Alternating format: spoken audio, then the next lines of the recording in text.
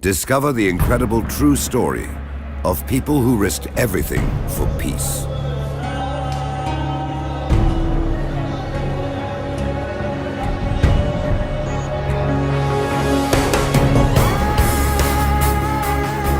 The National Theatre presents Oslo.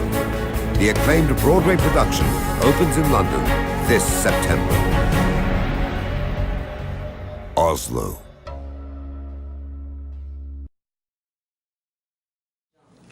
Good evening, and welcome to our audience here and our audience at home.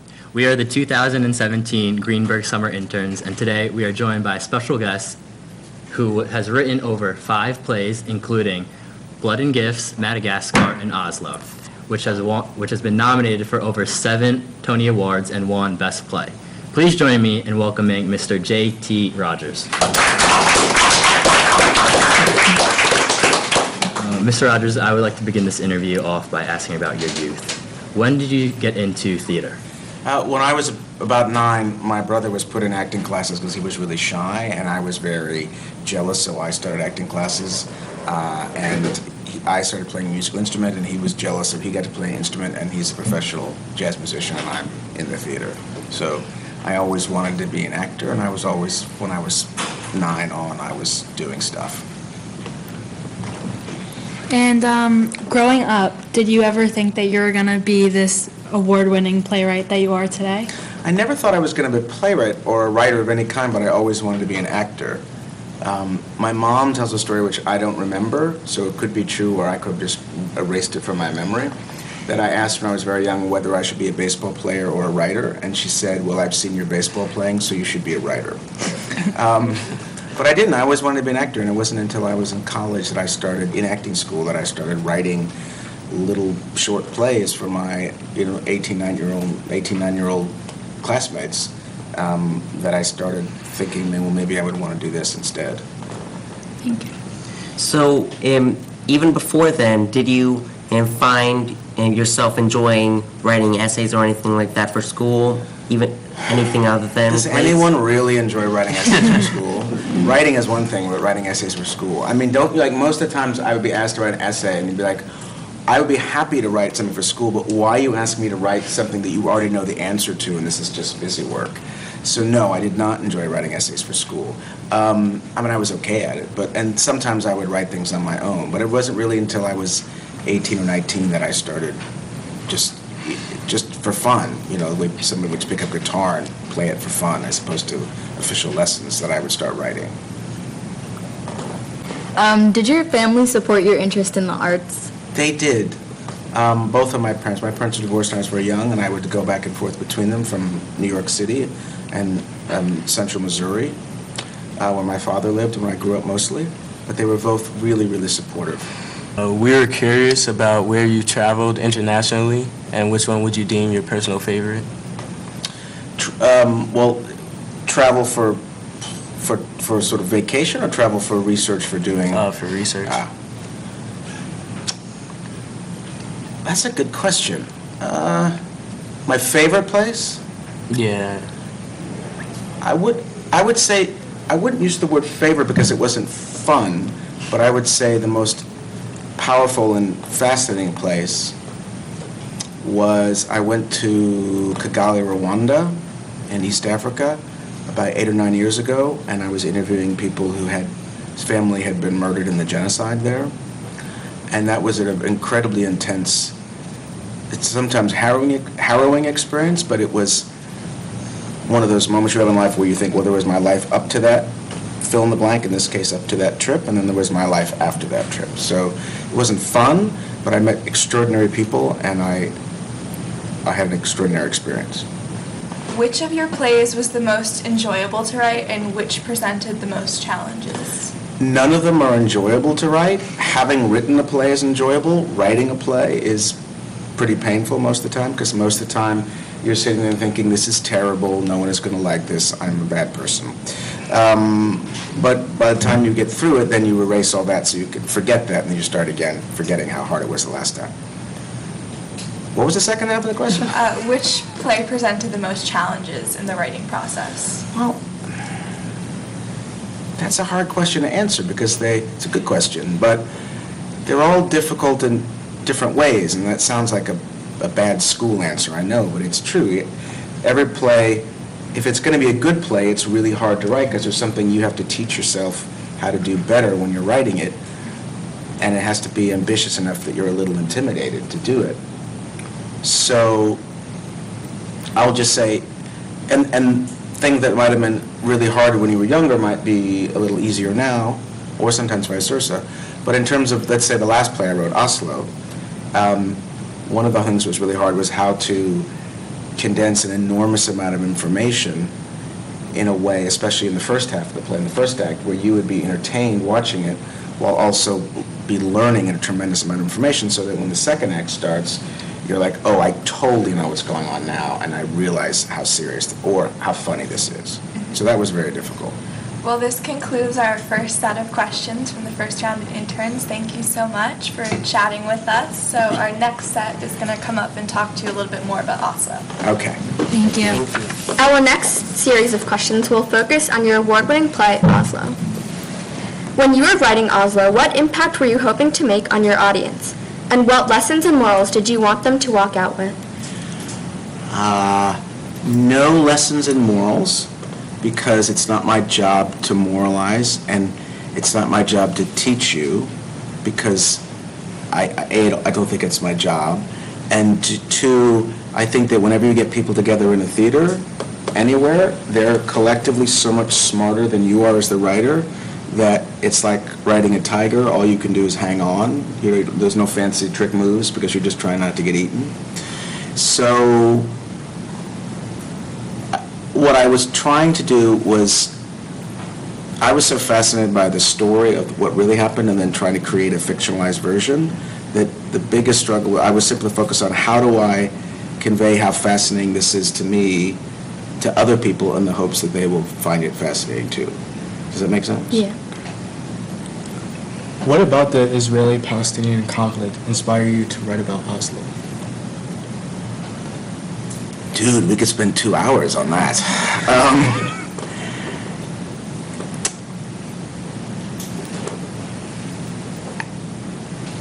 I like to write plays that are set against larger historical or political events, just because I'm really, really interested in that.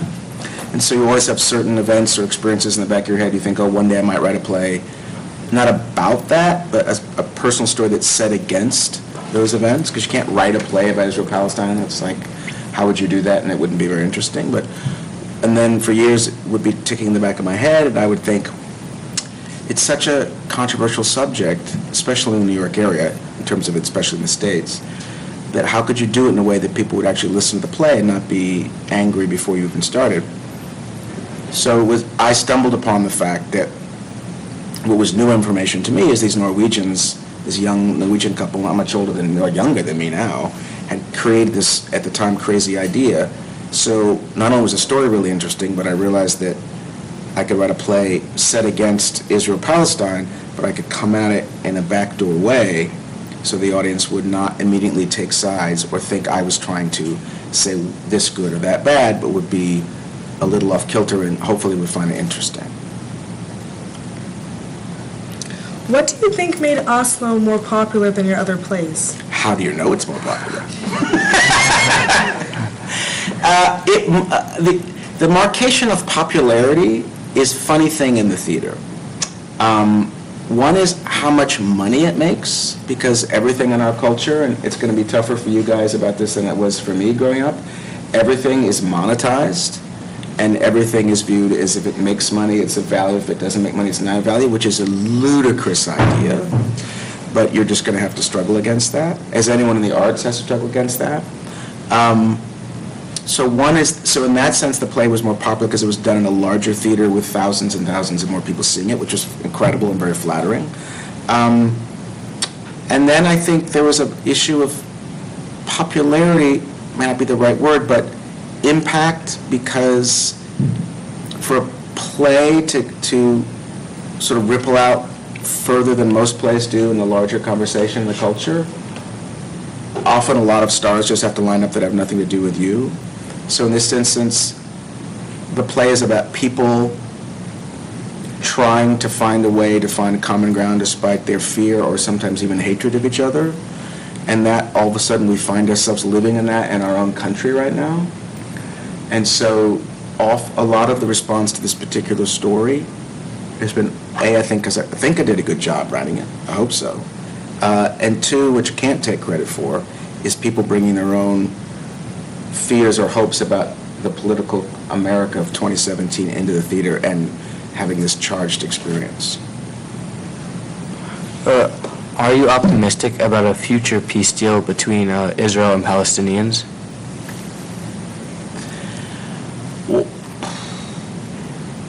I'll answer that only the way that you would answer it, or you would answer it, in that I'm not a politician, or it's a funny thing, you write plays where you become a so-called expert on little things, and then you get asked all the time for your expert opinion, but I know a lot about what happened between these 2 years down to what people ate and did in this particular political negotiation, but if you read the New York Times a lot, you and I know the same things about what's going on now.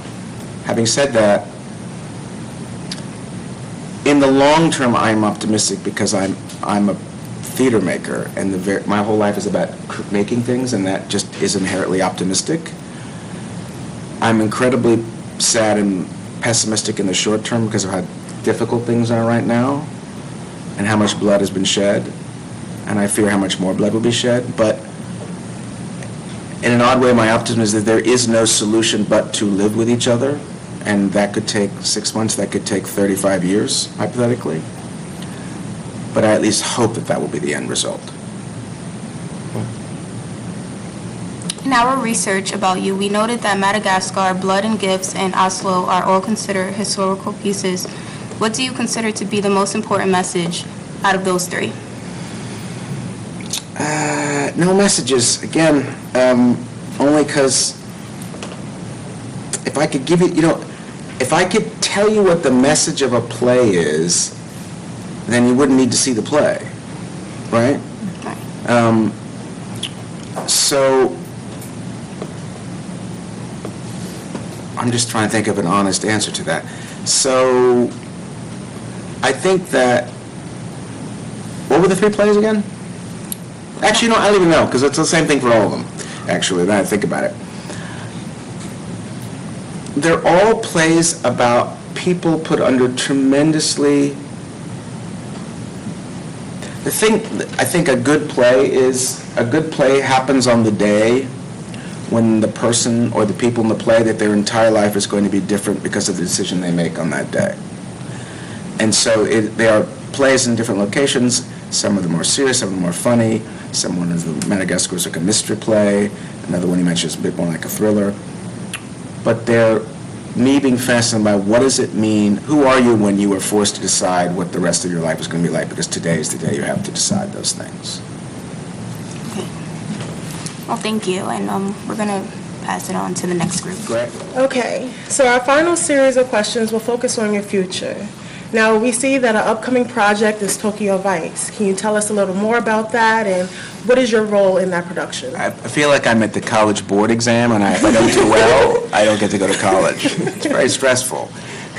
So what about Tokyo Vice? What were you asking? What is your role in Tokyo Vice? I am creating a TV series based on the memoir by a friend of mine from high school when I met in driver's ed when I was your guys' age, who became the only journalist to ever write as a foreigner in Japanese in Tokyo. And he wrote a memoir called Tokyo Vice about his life working on the crime beat, the vice beat in Tokyo, and getting enmeshed far too much with the Japanese Yakuza, which is the Japanese mafia, and then sort of the cops and the gangsters and the oddness of being a true fish out of water in Tokyo at that time.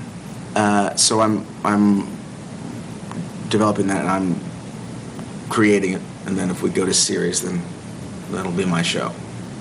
Do you have any advice for aspiring playwrights?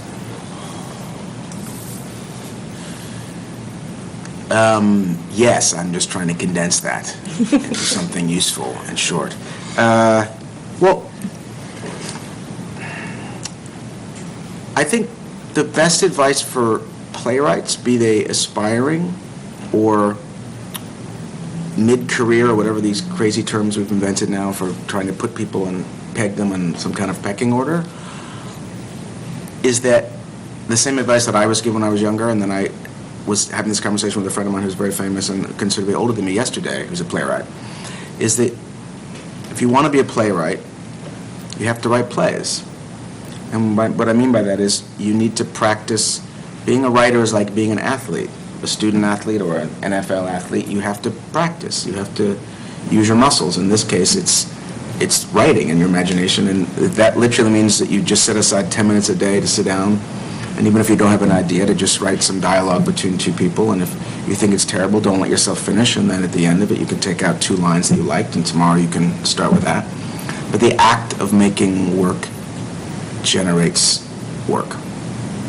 And it's fun after you get, it's no fun to start things, but once you get into it, it can be wonderful.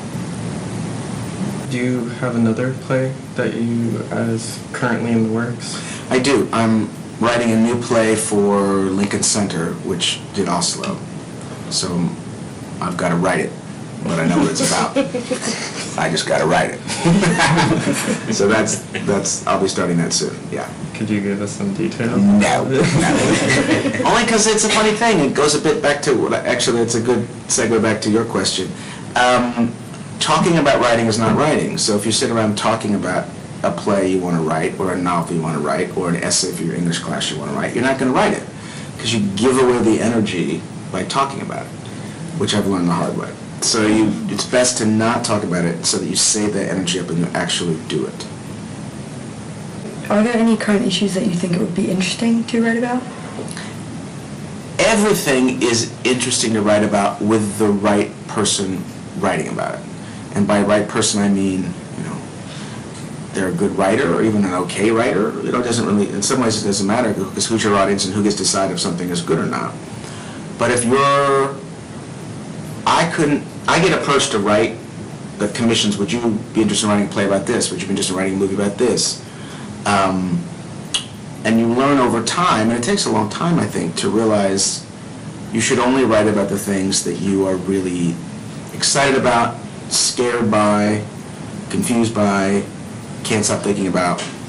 And so I could go see plays by friends of mine and go, wow, that's so fascinating. I could never write a play about that. And then people come to see my play and say, oh, I could never write a play about that. But it's just whatever you're interested in is what you should write about. Well, you've been such an inspiration and a well-accomplished man. So what future goals do you have set for your personal life, though? Featured goals for my personal life? Yeah. Second with my dad when I'm in high school. I would like to be a good father to my son, and a good husband to my wife, and a good friend to my friends. Could probably lose about 10 pounds, maybe sleep a little better. I think we'll start with that. Sounds like good goals. Thank you. And well, thank you for taking this time out of your busy schedule to come talk with us. It's been a great event for us. Well, it's my great pleasure. Yeah. Thank you. Thank you.